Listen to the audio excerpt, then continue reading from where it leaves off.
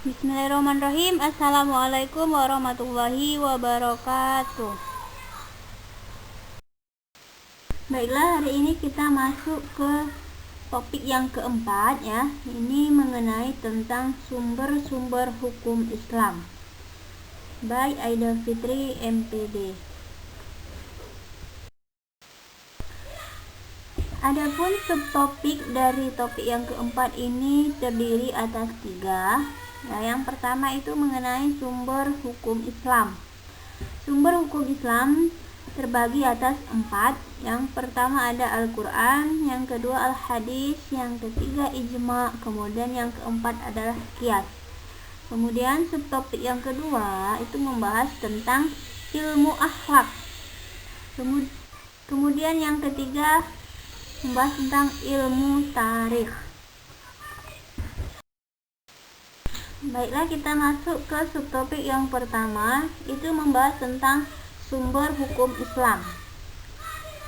Ya, sumber hukum Islam ini tadi terdiri atas 4. Yang pertama itu ada Al-Quran, yang kedua ada Al-Hadis, yang ketiga ada Ijma, dan yang keempat itu ada Qiyas. Ya, yang pertama itu adalah Al-Quran.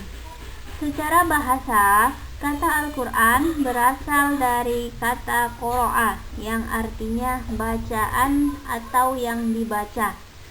Sedangkan secara istilah, Al-Quran adalah wahyu Allah yang diturunkan kepada Nabi Muhammad SAW. Al-Quran diturunkan selama 22 tahun, 2 bulan, dan 22 hari dalam 2 fase, yaitu yang pertama fase Makkiyah dan yang kedua itu fase Madaniyah. Ya, jadi kata Al-Quran itu diambil dari bahasa Arab ya. Asal katanya itu adalah qoro'ah, artinya bacaan ataupun yang dibaca. Jadi itulah pengertian Al-Quran secara bahasa. Kemudian sedangkan secara istilah, Al-Quran itu adalah wahyu Allah yang diturunkan kepada Nabi Muhammad SAW.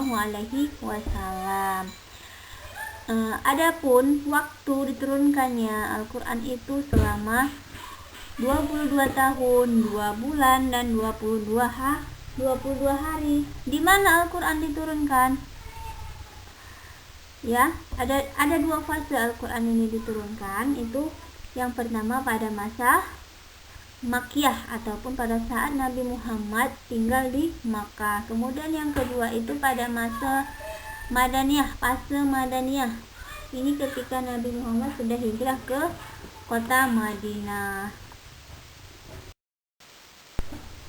Oke, tadi yang pertama tadi adalah Al-Quran yang berasal dari Allah, kalamullah. Kemudian sumber hukum Islam yang kedua itu adalah hadis. Secara etimologi, hadis berarti baru, dekat, dan berita. Selain kata hadis, ia dikenal dengan istilah sunnah. Secara bahasa, sunnah artinya jalan yang dilalui. Sedangkan secara terminologi, kata hadis ataupun sunnah adalah segala yang dinukilkan ataupun yang diambil dari Nabi Muhammad SAW, baik berupa perkataan, perbuatan maupun persetujuan ya. Jadi berbeda dengan Al-Quran, jika Al-Quran adalah kalamullah, perkataan Allah ya, berasal dari Allah. Sedangkan hadis ini perkataan yang diucapkan oleh Nabi Muhammad ya. Jadi bukan hanya berupa perkataan saja, tetapi perbuatan dan persetujuan Nabi Muhammad itu juga disebut dengan hadis. Karena apa? Kenapa perkataan, perbuatan, dan persetujuan Nabi itu adalah hadis? Karena Nabi Muhammad adalah utusan Allah. Jadi segala sesuatu yang diucapkannya, yang dibuatnya, kemudian yang disetujuinya itu merupakan hadis ya.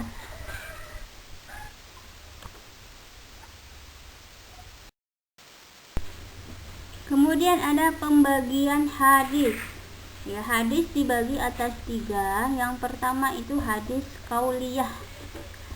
yang kedua hadis fi'liyah, kemudian yang ketiga hadis takririyah. Hadis kauliyah yaitu segala apa saja berupa perkataan yang berasal dari Nabi Muhammad SAW. Ya, jadi hadis kauliyah ini adalah perkataan yang berasal dari Nabi Muhammad. Ya, kemudian yang kedua itu adalah hadis fi'liyah. Apa itu hadis fi'liyah? Hadis fi'liyah yaitu segala apa yang diperbuat dan dilakukan oleh Nabi Muhammad SAW. Ya, jadi berbeda dengan hadis kauliyah. Jika tadi hadis kauliyah adalah perkataan ataupun yang diucapkan Nabi Muhammad, ya. Kalau dia fi'liyah itu perbuatan yang dilakukan Nabi. Contohnya itu ada sholat dan haji, itu contoh ya. Itu kan sholat itu kan merupakan perbuatan ya yang dilakukan, bukan perkataan. Jadi inilah contohnya. Kemudian yang ketiga itu ada hadis takririyah. Apa itu hadis takririyah? Hadis takririyah yaitu diamnya Nabi Muhammad SAW terhadap perkataan ataupun perbuatan yang disaksikan dan diketahui oleh beliau, sedangkan beliau tidak ada memberikan komentar baik perkataan maupun perbuatan. Ya, ini berbeda dengan hadis qauliyah dan hadis fi'liyah. Hadis takririyah ini adalah dia tidak berupa perkataan maupun perbuatan.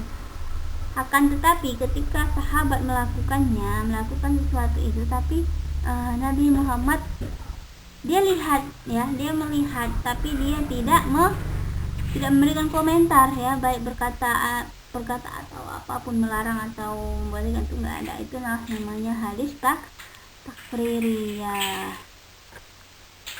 Jadi ada 3 ya pembagian hadis, dibedakan berdasarkan ada perkataan, ada yang perbuatan, kemudian takririyah.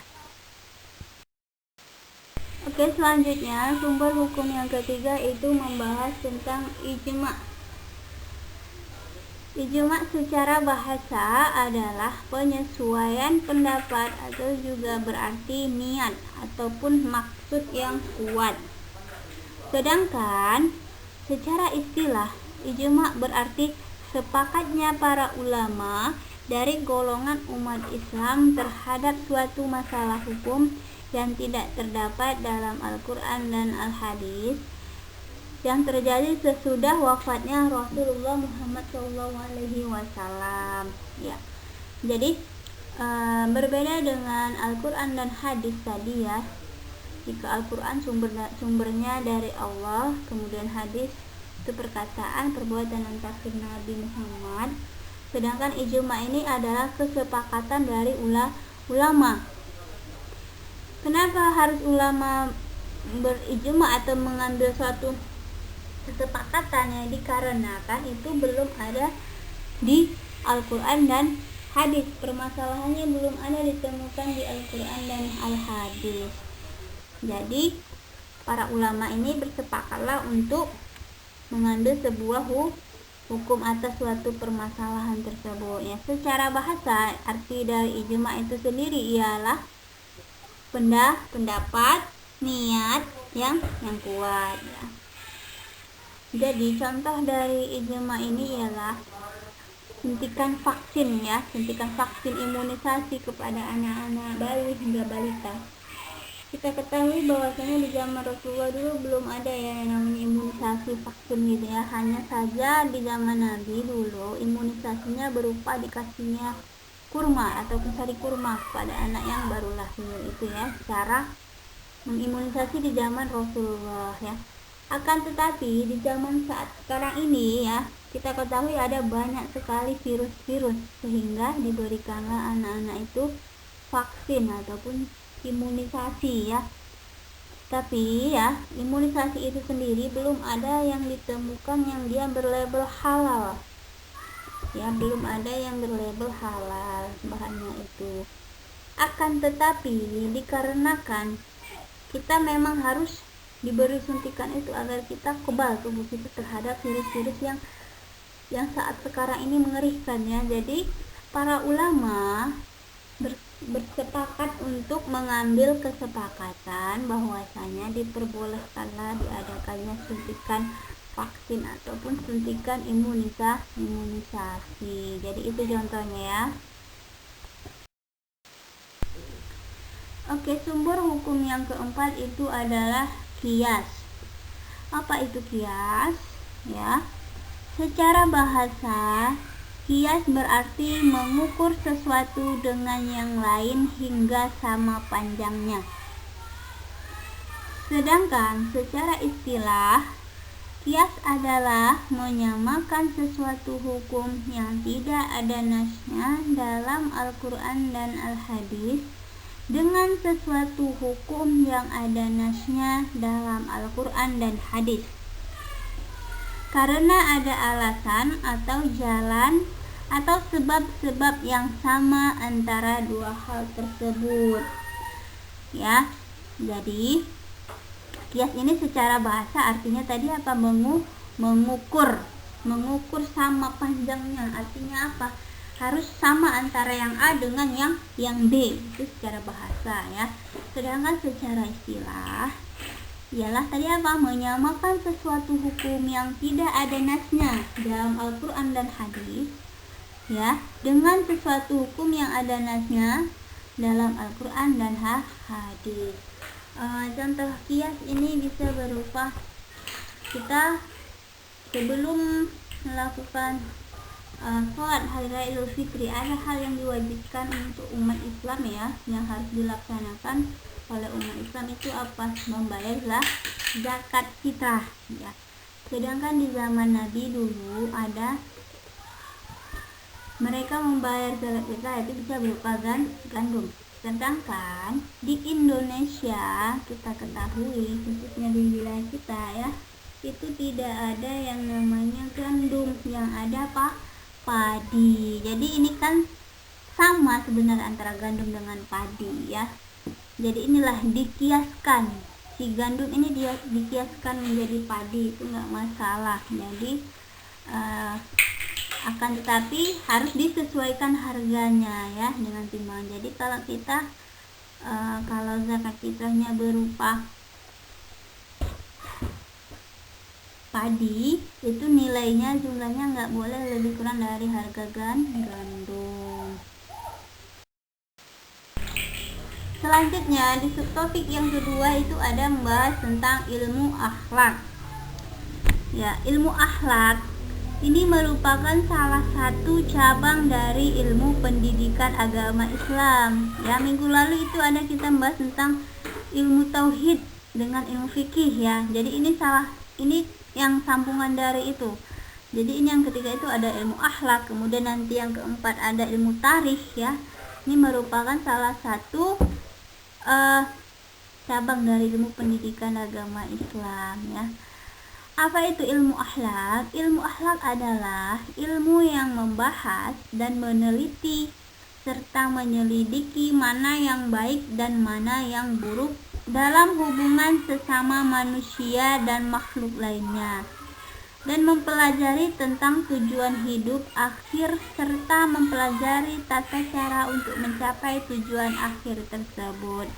Jadi kalau kita berbicara tentang akhlak, itu sudah menjadi hal yang biasa kita dengar ya, kata akhlak. Jadi misalkan ketika teman kita sikapnya tidak baik ya kepada temannya yang lain, itu seringkali disebut orang yang tidak berakhlak. Jadi apa sebenarnya akhlak itu?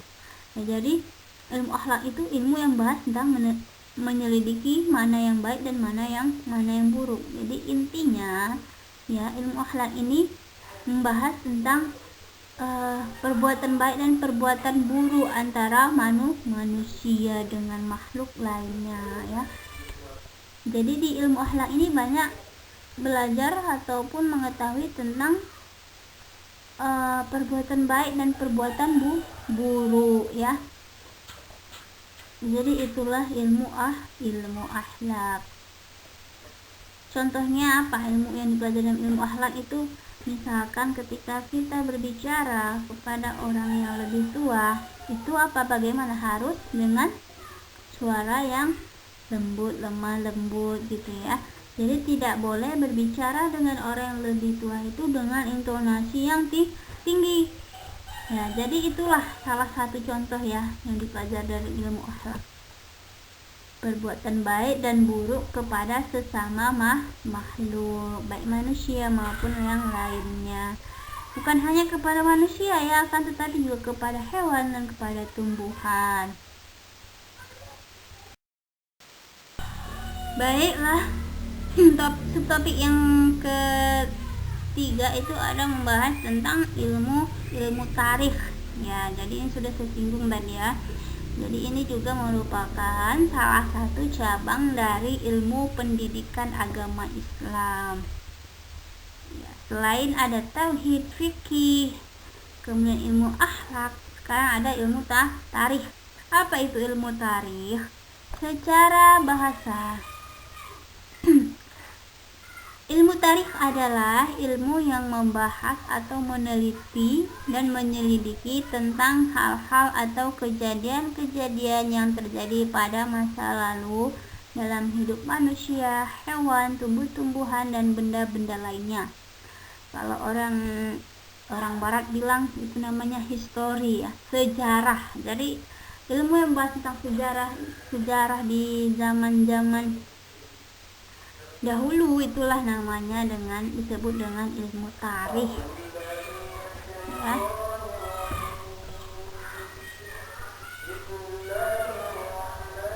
Jadi di dalam ilmu tarikh ini ada membahas tentang sejarah nabi, sejarah pendidikan ya. Tapi sekali lagi kita kembali ya, bahwasanya kita di Anik Medikom ini tidak membahas secara terperinci. Kita hanya membahas tentang secara umum saja ya, karena jika kita bahas ini satu semester nggak cukup ini ya. Ilmu fikih, ilmu tauhid itu nggak bisa dibahas dalam satu pertemuan atau dalam satu topik, akan tetapi dalam satu semester. Jadi itulah bedanya ya, kalian yang belajar di Amik Medikom dengan teman kalian yang belajar misalkan khusus dia ngambil pendidikan agama Islam. Misalkan mereka itu mempelajari ini ilmu tauhid, ilmu fikih, itu merupakan satu mata kuliah masing-masing yang dipelajari dalam satu semester ya. Jadi gitu ya, kita bedanya. Hanya saja kita di sini mengenali bahwasannya ilmu tarikh itu apa? Ilmu yang membahas tentang sejarah ya, kisah-kisah nabi, kapan terjadinya perang gitu ya. Itulah dibahas pada ilmu tarikh.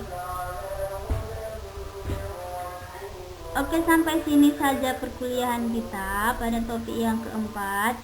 Mudah-mudahan apa yang kita pelajari hari ini bisa menambah khazanah pengetahuan kita ya. Oke, sampai sini saja saya ucapkan assalamualaikum warahmatullahi wabarakatuh.